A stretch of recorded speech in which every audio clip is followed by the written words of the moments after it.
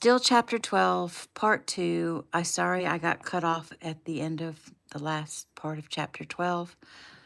There was an emergency, but I'm back. So, part 2 of chapter 12. She thought she'd heard someone knocking on the front door. Gordon had left for the office over an hour ago. Logan had left for school a short time later after he'd come into her room to say goodbye and assure himself that she was fine. Pulling on her robe, she headed down the stairs. When she got to the front door, she used the peek hole, but no one was there. Thinking maybe she'd received a delivery, she opened the door. She stopped abruptly and stepped back. Mark! She tried to close the door on him, but his hand darted out to stop her. No, Mark, you can't be here, she uttered softly as he pushed his way inside and closed the door behind him. Tears immediately sprang to her eyes and streamed down her face. I told you not to come. He took her gently by the shoulders. I had to come, Bella. I had to make sure with my own two eyes that you're okay. I had to hear it from your lips. She shook her head as the tears fell. Go away, Mark. I'm fine now. Go away. Bella, please listen to me. I'm working on getting the order of custody reversed. It may take a week or two, but I will get it done. No, she said, still shaking her head. No more hopes. It hurts too much. I can't bear it. Bella, please, baby. I love you. I will get you out. No, Mark, don't tell me that. Bella, he said as he pulled her against his chest. She didn't fight it. How could she fight what she craved? She buried her face against his crisp white shirt and cried. She felt his large hand stroking her hair, rubbing her back. I know it's hard, but I don't want you to give up. Please don't give up. I don't blame you for not trusting me. Gordon outmaneuvered me, but I swear I won't let it happen again. I'm a fast learner, Bella. Please, try to trust me a little longer.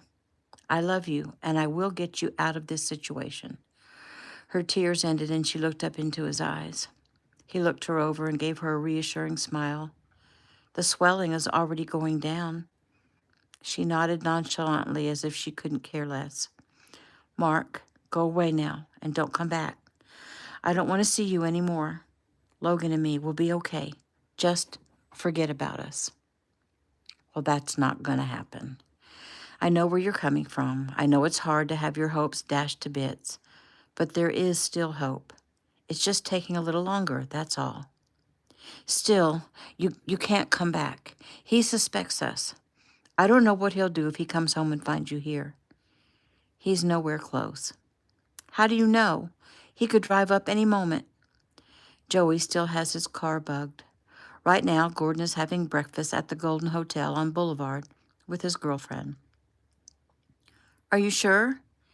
Yes, I'm sure. He took her face in his hands and kissed her forehead and her cheeks and her swollen mouth. Don't give up. Promise me. She tried to shake her head, but he wouldn't let her. In a few weeks, you'll have custody of Logan, you'll be filing for divorce, and then when you're ready, you and Logan will be moving in with me and JoJo. And we'll be a family, Bella, a real family, and I'll treat you like a queen.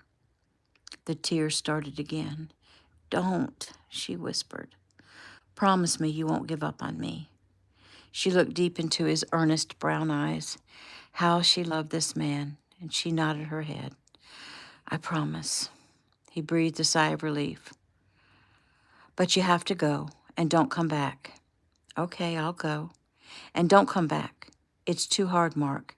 It's too hard to see you and not be able to have you. Don't come back until I can walk away from here for good. He closed his eyes briefly, and finally he nodded. Well, then I'll see you in about a week. Now go. He pulled her close, kissed her softly. I love you, Bella Bear. She gasped. What? That's what my father used to call me. He smiled. Well, that should tell you something. He opened the door and turned to her once more. Just go, she urged. Reluctantly, he turned and headed down the steps to his car. Bella watched him get in, start the engine, and drive away. When his car was out of sight, she closed the door, leaned against it, and sank down to the floor and cried. New scene. She'd made comfort food for breakfast, a big steaming bowl of oatmeal with decadent amounts of butter and brown sugar. She ate curled up in the kitchen bay window, watching the birds and squirrels battle for position at the bird feeder she and Logan had put together this past summer. Gordon had said it was a perfect waste of time. The knock at the kitchen door startled her, and the bowl slipped from her hands and landed on the hard marble floor with a loud crash. Bella jumped up, careful not to step on the broken glass, and went to the door. Bree stood there, her eyes full of concern. "Are you okay? I heard something break." Bella nodded. "I dropped my oatmeal." Breeze came in and wrapped her arms around her sister and hugged her hard. "You sit down. I'll clean it up." "No, that's okay. You'll do what I say for a change. Now sit." Bella eased down into a chair and resisted the urge to tell Breeze the best way to get it all up. She wanted to tell her to make sure the floor wasn't sticky or Gordon would flip out, but decided to keep that to herself and take care of it after Breeze left. Admittedly, her sister did a pretty thorough job of it. "So," Breeze said as she finished and took a seat next to Bella, "I know you think I came over to yell at you and to tell you what an idiot I think you are for coming back here."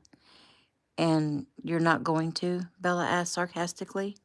Breeze grinned. "No, that would be a waste of time. I came to tell you that Mark and Joey and the whole Keno clan are working very hard to turn this around for you and tell you to keep your chin up because you are not alone. Not by a long shot."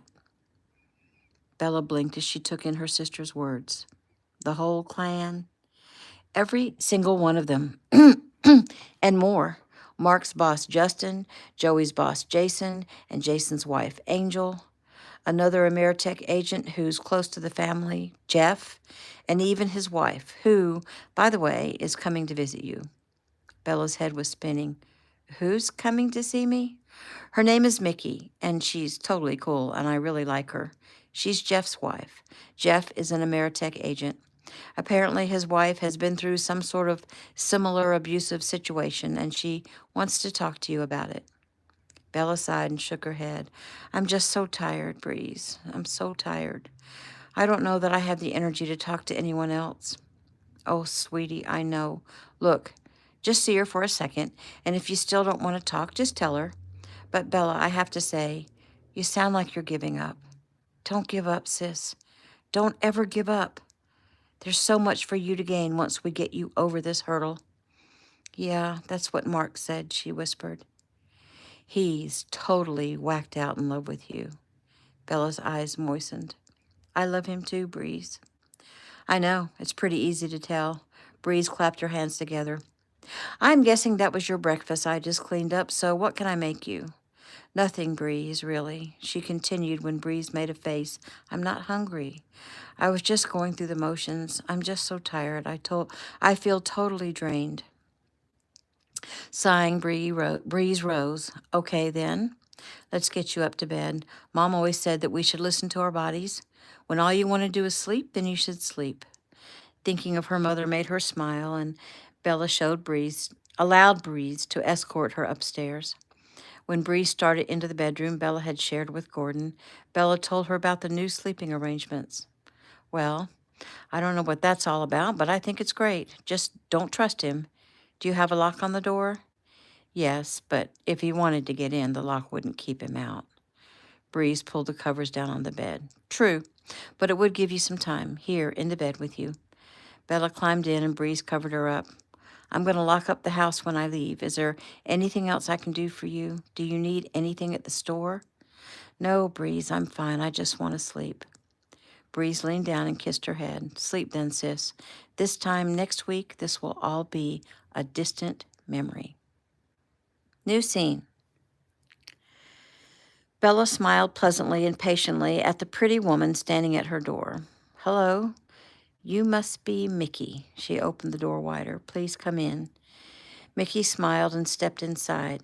"Thank you. Who told you I was coming?" "Breeze told me." "I really like her." "She really likes you too." "I suppose then that she told you why I wanted to see you." "Yes, though I don't know what you can say to me that I don't already know." Mickey nodded her head. "Nothing, I'm sure." It's just that speaking to someone who's been through a similar situation can be extremely helpful. Bella sighed. Okay, well, I was just having some lunch. Would you like something? Mickey smiled as she remembered her first chat with Eric Kino. She said almost the same thing. No, but I'll sit with you while you eat. You need nourishment in order to heal, she answered, mimicking the same words Eric had spoken to her. She followed Bella through the house to the kitchen. Bella went to the window seat and scooped up her plate, holding a sandwich with one bite taken. They sat down at the breakfast table. So, Mickey, that's a cute name, Bella said. It's for Mackenzie. A very pretty name. I suppose. Mickey looked Bella over. Her face was bruised, her lip and cheek swollen. He messed you up pretty bad, huh? Bella shrugged. Not as bad as other times, actually. Joey got in pretty fast and pulled him off me. Bree says you've been through the same thing. Well, not quite the same. I was beaten by my stepfather from the time I was 7 to my 18th birthday. The whole story was actually all over the national news.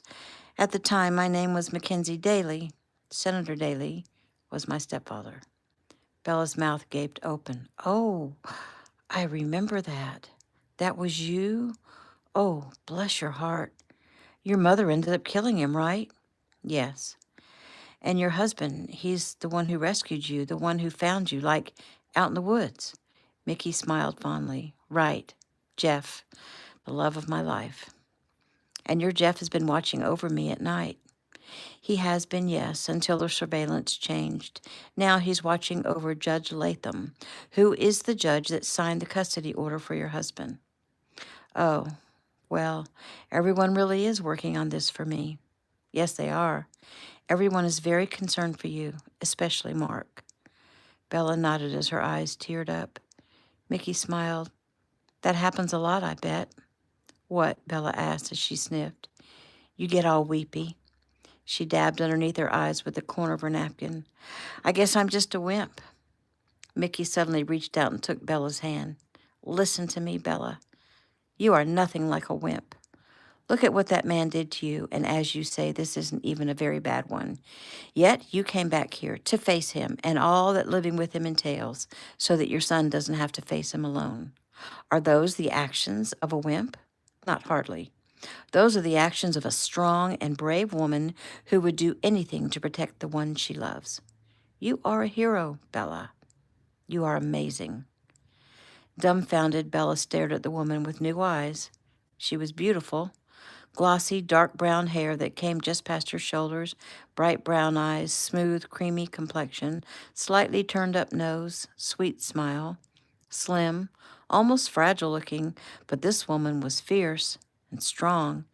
And Bella remembered she'd been kidnapped and she ended up killing her abductors and getting away.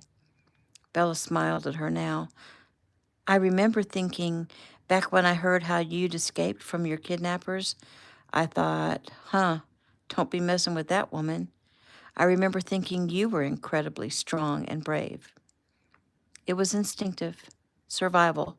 I was strong. I am strong. We women, we do what we have to do in order to survive. You're strong too, Bella, just as strong as I ever was. So getting a little weepy is okay. It's the way we let off the pressure so it doesn't break us. Crying is not weak. It's wise. It's a release. Just don't sink into despair. Keep that hope alive. This is a very temporary situation. Bella nodded. Apparently, it really is. And you can handle this because you're strong and because you have so many people who love you and are working on your behalf. Bella smiled at her. I am strong. I don't know where it came from, but suddenly I do feel strong. I used to be afraid of Gordon, and I admit I don't like to be hurt. I don't do pain well, she added with a smile. But I'm not afraid of him anymore. I don't cower anymore. Not since, well, not since Mark told me that he loved me. Love makes us strong, Mickey agreed. With love, anything is possible.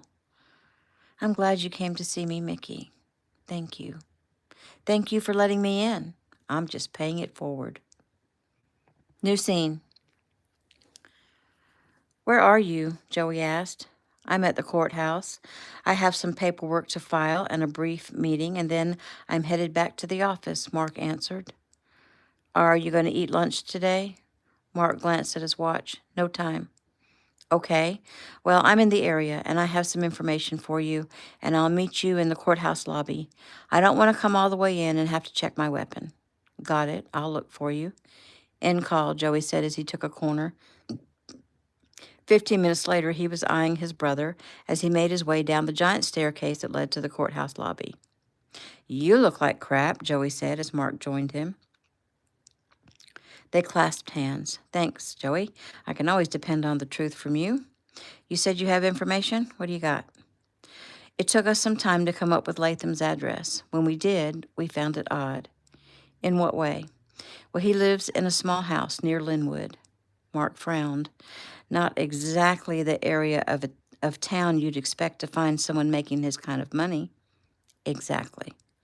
So this morning when Latham was leaving, Jeff saw a woman leave at the same time, a young woman. So you think he's having an affair and Gordon threatened to tell his wife? No, because his wife divorced him 3 years ago. Okay, so she got the house and money, and he's left with just enough for a small house in Linwood. Joey shook his head. There's more to it than that, if you ask me. I got a feeling about this. I need to find out who this woman is and what the story is behind the divorce. What will it take? Just a little time is all. Jason has the equipment needed without having to plant surveillance cameras. Oh, he's going to pull out the big guns for us. Good. Joey nodded. What would you expect? We're family. He'll do anything he can to make this right. He wants Bella safe, and Angel is beside herself over this. Mark nodded and ran a hand through his hair. Joey slapped him on the back. Come on, I'll walk you out to your car, and then I have some investigative work to get to. They walked together out the courthouse doors and started down the wide concrete steps that led to the street. The sun shone bright. The sky appeared a crisp blue. Neither gave a hint as to the trouble brewing. The area was crowded, people coming and going, hurrying to grab lunch or to make a court appearance. That was the only reason Joey didn't immediately recognize the large man standing at the bottom of the steps. It all seemed to happen in slow motion. A woman yelled, "He's got a gun!" Joey's eyes quickly scanned the crowd. By the time he registered who held the gun, it was already pointed toward him and Mark. Thinking of his brother first, he shoved him. A split second later, there was a popping sound and another, and people were screaming and running. A uniformed police officer and a plainclothes detective tackled the big man. Mark quickly recovered from being shoved down the steps and looked back to where Joey had been standing. Only he wasn't standing. He was on his back, a splash of red blossoming in the middle of his chest. Mark made it to him and fell down over him and pressed his hand against the hole in his chest. Dear Jesus, help him, please. Ah, Joey, he muttered. You're going to be okay. Do you hear me? He cried. Joey looked up into Mark's eyes. Can't breathe. He managed to get out. Mark wanted to panic. He wanted to cry out, please, God, don't let Joey die.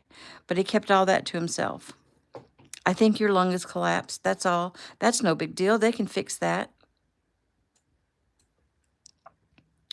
Joey nodded slightly before his eyes started to close. No, Joey, Mark yelled. You look at me. You keep your eyes open and you look at me, please. Joey nodded again and blinked, trying hard to obey his older brother. Hurts like hell, he muttered. So what? Mark argued. You've been in pain before. Stay with me, Joey. You stay with me. Mark took a moment to look down at his hands, which were now covered in Joey's blood. Then he saw, a little lower, another hole. More blood, just to the left of Joey's navel. Oh, please, God, he whispered. He couldn't control the moisture that gathered in his own eyes. He looked back at Joey's face. His eyes were closed. Joey, you open your eyes and you stay with me. Joey responded, but his breathing was short and raspy. He coughed and blood sputtered from his mouth. Don't leave me, brother, he whispered. Don't leave me. You fight. Think of Mom and Bree. Think of JoJo and Eric and Taylor. Think of Breeze. You fight to live, Joey. Take care. Breeze. Mark waited. When Joey didn't go on, he leaned. Take care of yourself, Joe. There was no answer. At that moment, Mark was pulled away by paramedics. The rest was a blur. It seemed only a matter of seconds that a paramedic was talking to him, wanting to examine him. Mark looked around. Joey was already gone. Cops were everywhere. The guy that shot Joey had been removed from the scene. Sir, you're in shock. Let us take you to the hospital, a woman was saying. He looked down at the medic insignia on her shirt, then up at her face. What hospital did they take my brother to? They took him to the critical care trauma center at USC. Oh, that's where I'm going. You're in no condition to drive. Well, then take me there. She nodded.